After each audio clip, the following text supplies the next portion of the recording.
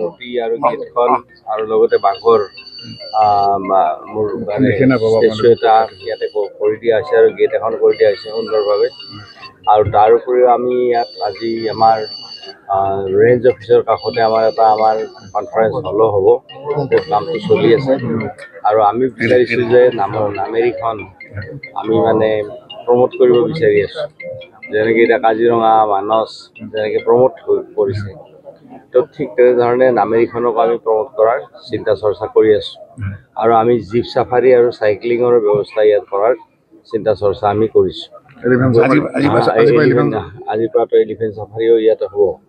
গতিকে আমি নামেৰিখনত এতিয়া আন্তৰ্জাতিক ক্ষেত্ৰৰ পৰাও বহুকেইজন টুৰিষ্ট ইয়াত আহিছে, কাৰণ ইয়াত বিভিন্ন প্ৰজাতিৰ চৰাই পোৱা যায়। ইয়াতে টাইগাৰ আছে, তাৰপিছত এলিফেণ্ট আছে, গতিকে ইয়াতে বিভিন্ন জন্তু আছে আৰু চৰাই বহুত আছে ইয়াত। গতিকে সেই হিচাপত আমাৰ ফৰেইন টুৰিষ্টকো নামেৰিয়ে বহুত এট্ৰেক্ট কৰিছে। গতিকে আমি নামেৰিখনক আমি যাতে এটা আন্তৰ্জাতিক পৰ্যায়লৈকে আমি উন্নীত কৰিব পাৰোঁ, তাৰ কাৰণে আমি বিভিন্ন আঁচনি বিভিন্ন সময়ত লোৱাৰ কথা চিন্তা চৰ্চা কৰিছোঁ, মাষ্টাৰ প্লেন এখন আমি কৰিছোঁ। গতিকে তেনেকৈ ধৰণৰ নামেৰিৰ আৰম্ভণি হৈছে। ইয়াৰ পৰৱৰ্তী দিনত আপোনালোকে নামেৰিৰ আৰু উন্নয়ন দেখা পাব। আৰু নামেৰিৰ ওচৰত থকা যিখিনি আমাৰ EDC আছে, গতিকে তেওঁলোককো আমি আমাৰ যিখিনি পইচা ৰেভিনিউ কালেকশ্যন হয় টুৰিষ্টৰ পৰা, গতিকে তাৰ পৰা তেওঁলোককো আমি কিছু পইচা আমি তেওঁলোকক দিছোঁ। আজি দুটা আমাৰ অৰ্গেনাইজেশ্যনক আমি পইচা দিছোঁ। EDCক মানে এটা EDCক আমি 1,80,000 দিছোঁ আৰু এটা EDCক 2,80,000 পইচা তেখেতসকলক দিছোঁ। আৰু তেখেতসকলে ইয়াতে যিখিনি উৎপাদন কৰি তেওঁলোকে চলিছে, গতিকে তেওঁলোকৰ নিজৰ ইনকামটো ভাল হৈছে। গতিকে ইনকামটো তেওঁলোকৰ ভাল হোৱাৰ লগে লগে আমাৰ জংঘলখন সুৰক্ষিত থাকিব আৰু জংঘলখনকো তেখেতসকলে প্ৰটেকশ্যন দি থাকিব। বাকী দুগৰাকী শিক্ষয়িত্ৰী ইয়াতে আমাৰ EDC আমাৰ য'ত ইয়াত ল'ৰা ছোৱালীবিলাক পঢ়ে, গতিকে আমাৰ নিজৰ যিটো ইনকাম, যিটো আমাৰ টুৰিষ্টৰ পৰা যিখিনি ইনকাম হৈছে, সেই ইনকামৰ ভিত্তিতে তেওঁলোকক ইয়াৰে ল'ৰা ছোৱালীবিলাক জংঘলৰ ভিতৰত, গতিকে তেওঁলোকে বাহিৰলৈকে যাবলৈ অসুবিধা, গতিকে সেইকাৰণে আমাৰ তৰফৰ পৰা এইখিনি দিয়া হৈছে। বাকী আজিৰ পৰা জীপ চাফাৰী আৰম্ভ হ'ব, আৰম্ভ হ'ব, এলিফেণ্ট চাফাৰীও আৰম্ভ হ'ব।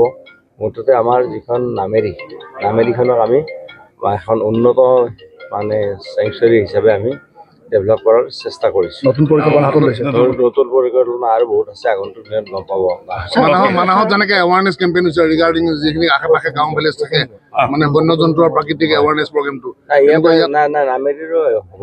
আৰু চবতকৈ ডাঙৰ কথা হৈছে কি যে সোণাই ৰূপত এইবাৰ বাঘ দেখা গৈছে, গতিকে তেনেকুৱা। তাৰপিছত আকৌ আমাৰ ইয়াতে এই অঞ্চলতে আমাৰ মানে হিমালয়ান শ্বেৰো, সেইটো জেনেৰেলি পোৱা নাযায়, গতিকে হিমালয়ান শ্বেৰো ইয়াতে চাইটিং হৈছে। গতিকে লাহে লাহে নামেৰি বিভিন্ন জীৱ জন্তুৰে ভৰি পৰিছে। গতিকে আমাৰ নামেৰিখনৰ আমি উন্নয়নৰ কাৰণে আমি বিভিন্ন আঁচনি গ্ৰহণ কৰিছোঁ। দেওহাঁহটো সংৰক্ষণ আছে, সেইটোতো ষ্ট্ৰিক্ট, সেইটো তাৰ কোনো কম্প্ৰমাইজ নাই। গতিকে দেওহাঁহ প্ৰটেকশ্যনৰ ক্ষেত্ৰত সেইটো পুৰা ষ্ট্ৰিক্ট আছে। শোণিতপুৰত বনৰীয়া হাতী বহুত মৃত্যু হয়, বনৰীয়া হাতীৰ ক্ষেত্ৰত আমি বিভিন্ন আঁচনি ইতিমধ্যে লৈছোঁ যে বনৰীয়া হাতী আৰু মানুহৰ যাতে সংঘাতটো কমে। অসমৰ বিভিন্ন ঠাইত বনৰীয়া হাতী আৰু মানুহৰ সংঘাত হৈ আছে, মেন এলিফেণ্ট কনফ্লিক্ট হৈ আছে। আৰু তাৰ উপৰিও আমাৰ কলিয়াবৰত বাঘৰ লগত মানুহৰ কনফ্লিক্ট হৈছে। তেনেকৈ দৰঙত আমাৰ মহ ওলাই আছে, বনৰীয়া মহ জানাই। গতিকে তেনেকুৱাও হৈছে। গতিকে বিভিন্ন ঠাইত যিটো মেন আৰু এনিমেল কনফ্লিক্ট হৈ আছে, গতিকে এইটো সম্পৰ্কত আমি ক'ৰবাত ইলেক্ট্ৰিক ফেন্সিং, ক'ৰবাত অন্যান্য ব্যৱস্থা আৰু ৰাইজৰো সহযোগ এই ক্ষেত্ৰত আমি বিচাৰিছোঁ। আৰু ফৰেষ্ট ডিপাৰ্টমেণ্টত দিনে নিশাই এইবিলাক পেট্ৰলিং কৰি আছে, যাতে মানুহ আৰু জীৱ জন্তুৰ কাৰো ক্ষতি নোহোৱাকৈ আমাৰ এই ইক'লজিকেল বেলেঞ্চটো আমি যাতে মিলাই ৰাখিব পাৰোঁ।